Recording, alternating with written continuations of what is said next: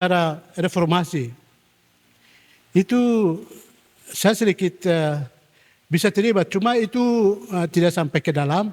Akhirnya saya tambah, coba perhatikan topik itu sejarah gereja reformasi. Sejarah gereja reformasi dan pelayanan jemaat. Ada di depan itu. Karena sejarah reformasi itu kata umum. Saya tidak tahu saudara terima mata kuliah di kampus itu kan tidak, yang semester kuliah. Itu kemudian kami di ST biasa dapat. Di seluruh dunia, sekolah teologi selalu dapat bagian ini. Jadi saudara sekalian kita lihat masuk kata sejarah gereja reformasi dan pelayanan jemaat. Itu topik hari ini, karena itu jangan lupa kita ada di sekitar sejarah gereja reformasi dan pelayanan tempat ini. Sekitar itu saja, tidak keluar dari topik. Dan itu sudah kita langsung masuk lembaran pertama. Jadi kapan gereja lahir? Itu bentuk pertanyaan. Kapan gereja itu lahir? Ada pernah dengar? Kapan gereja itu lahir? Sudah perhatikan topik bagian ini. Lembaran pertama. Gereja lahir. Kapan gereja lahir? Bentuk pertanyaan. Gereja lahir pada masa para rasul-rasul mengikuti perintah Tuhan Yesus di Yerusalem, yaitu ketika hari Pentakosta. Pada saat itu Roh Kudus turun atas murid-murid. Saat itu murid-murid rasul menggunakan bahasa-bahasa yang baru. Lalu orang-orang hadir waktu itu mereka mendengar apa yang mereka sampaikan. Kita lihat bagian ini luar biasa. Mereka selalu menggunakan bahasa-bahasa dari negeri-negeri lain agar para pendengar tercengang terhadap para rasul gereja dalam konteks misi menggunakan istilah gereja bersayap dua. Di kata rasul, zaman sekarang tidak bisa mengaku diri rasul. Mengapa? Karena rasul itu dipilih oleh Yesus sendiri. Itu khusus ke-12 rasul. Ke-12 rasul itu Yesus pilih karena mereka menyaksikan bagaimana pelayanan Yesus, kemudian jalannya, waktunya sampai mereka menyaksikan Yesus ditangkap, kemudian disalibkan, kemudian dibunuh, kemudian dibangkitkan, kemudian naik ke surga. Itu disaksikan oleh rasul-rasul. Maka zaman sekarang tidak orang mengaku diri rasul, tidak ada. Kenapa? Karena kita belum pernah lihat. Itu istilah rasul. Rasul itu khusus kepada ke-12 rasul itu saja. Kemudian pada waktu itu Yesus beritahu kepada mereka, kamu harus tunggu di Yerusalem untuk menerima kuasa Roh Kudus. Waktu itu Roh Kudus turun, kemudian mereka menggunakan bahasa-bahasa yang baru yang tidak dapat dimengerti oleh orang lain. Saudara sekalian, itu membuat sampai orang-orang semua hadir, mereka pulang menyaksikan peristiwa-peristiwa itu. Itu pertama dari Yesus menyatakan mujizat. Yang belum pernah tahu menggunakan bahasa, siapa di antara kita bukan dari Lani Jaya? Ada? Tidak ada ya? Jadi misalnya bukan orang Lani Jaya, lalu di antara kita, dia khotbah bahasa daerahnya sendiri. Lalu dia latar belakangnya sendiri, tapi dia menggunakan khotbah pakai bahasa Lani. Apa kita heran? Pasti heran, karena dia bukan orang Lani, tapi dari suku yang lain. Tapi dia khotbah, itu digunakan waktu itu. Ini merupakan sejarah yang pernah terjadi. Akhirnya mereka menggunakan dua istilah gereja bersayap dua. Gereja bersayap dua itu artinya begini. Gereja bersayap dua itu burung kalau mau terbang itu tentunya harus ada sayap. Sayap ada dua baru bisa terbang. Cuma satu saja tidak bisa terbang. Artinya rasul-rasul pelayanan itu baik di dalam jemaat, kemudian kedua keluar untuk pergi memberitakan Injil. Itu istilah gereja bersayap dua. Itu penting bagi kita semua. Saya belum jelaskan tentang gereja, belum. Ini awal gereja lahir, kembali kehidupan waktu sejarah itu. Kemudian kita lihat selanjutnya sejarah dan gereja. Sejarah artinya peristiwa-peristiwa yang pernah terjadi di masa yang lalu. Itu tentang tokoh, kemudian peristiwa apa, fenomena apa, tentang apa, itu berhubungan dengan nama orang, kemudian kapan terjadi, kemudian hubungan tanggal dan waktu, Itu saudara waktu SMA pasti ada belajar mata kuliah apa itu? PSBB kan? Itu pasti ada, sejarah pasti ada. Orang belajar bareng itu mesti setengah mati. Karena, tapi saudara sekalian itu penting. Mengapa itu? Kembali pada kehidupan pribadi. Kita semua pasti ada sejarahnya dalam kehidupan kita masing-masing. Itu penting bagi yang kita lihat ini. Jadi pertama-tama sejarah adalah kejadian atau peristiwa yang benar-benar terjadi pada masa yang lampau yang harus dibedakan.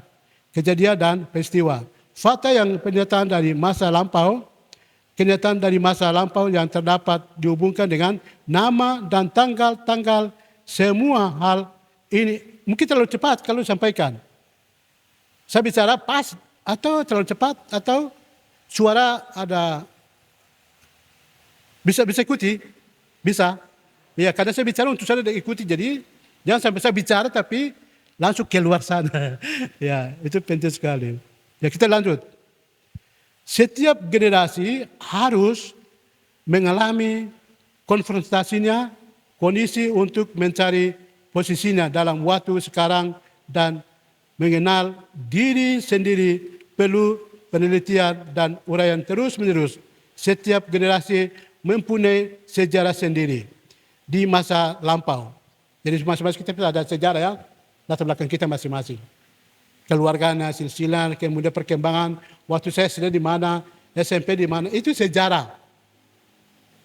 Kemudian lanjutnya sampai sekarang. Itu punya kisah tersendiri. Kisah, sejarah. Pernah terjadi kita lewati. Pernah lewati semua. Tanpa itu tidak mungkin kita ada di sini. Saya pribadi biasa doakan guru-guru saya waktu SD. Mengapa tanpa mereka tidak mungkin saya sekolah. Saya tidak tahu saudara. Saya biasa doakan, mungkin sudah tutup umur, anak cucu masih aktif, tumbuh kita mereka. Itu saya biasa pribadi. Sering berdoa itu. Saya tidak tahu saudara. Karena tanpa mereka tidak mungkin jadi guru. Tidak mungkin jadi pegawai. Tidak mungkin jadi ini dan itu. Tidak mungkin. Itu berarti sejarah kehidupan. Waktu sekolah itu penting. Ada teman-teman tidak sekolah yang baik, sekarang itu mereka menyesal. Apalagi saya suka Bupati, mereka menyesal, aduh dulu sekolah boleh. Gara-gara ini membuat sampai tidak sekolah yang baik, akhirnya putus. Ya itu sering terjadi. Bagaimana kuliah tidak bisa kan, sekolah tidak bisa lagi. Waktu sudah lewat, itu sejarah. Dan masing-masing kita ada sejarah. Dan itu punya peristiwa tersendiri, lembaran tersendiri. Waktu dulu kami hadapi beda dengan waktu sekarang. Dulu kami itu setengah mati. Sekolah itu jauh sekali. Pagi-pagi pergi.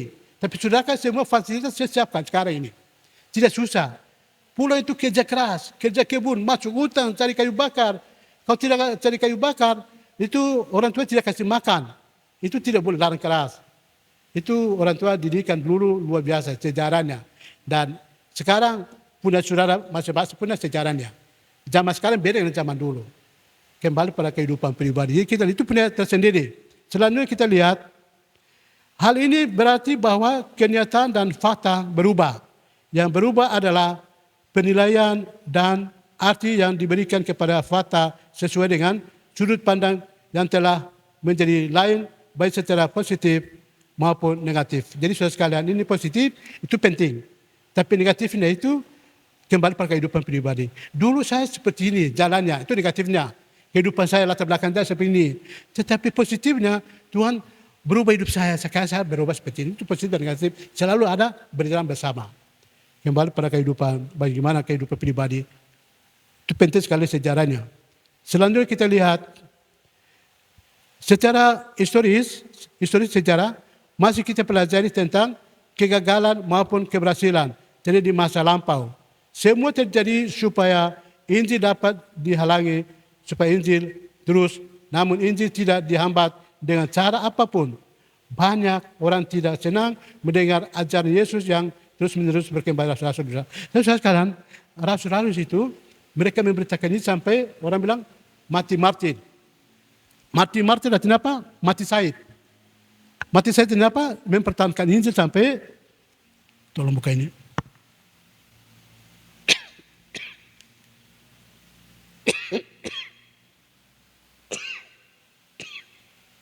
Minta maaf. Izin saya minum.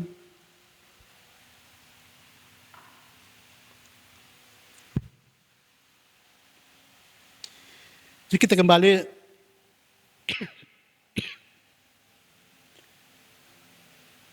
ada hambatan-hambatan terjadi, tapi kembali pada ada hal-hal positif yang kita jadi dan masa-masa lampau. Rasul selalu mati martir gara-gara Injil.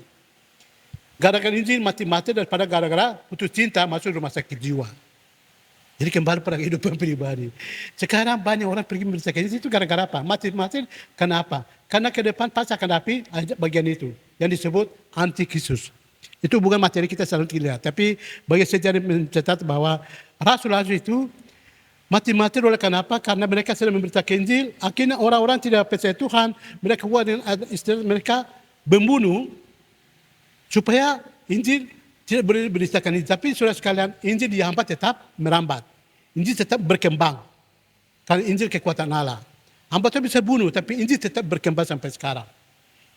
Karena itu saudara sekalian, rasul-rasul sudah tinggal ke pelayanan, kemudian dikhususkan oleh pelayanan selanjutnya.